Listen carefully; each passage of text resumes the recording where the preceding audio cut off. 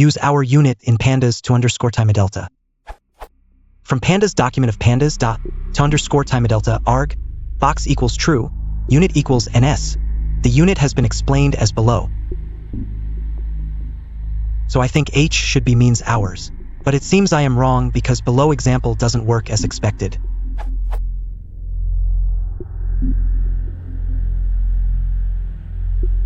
The output is, but I wish the y should be 1 hour. What's correct way to use hour as unit? Moved from comments to close it. This was a bug, see GH number 7611, and was fixed for 0.14.1.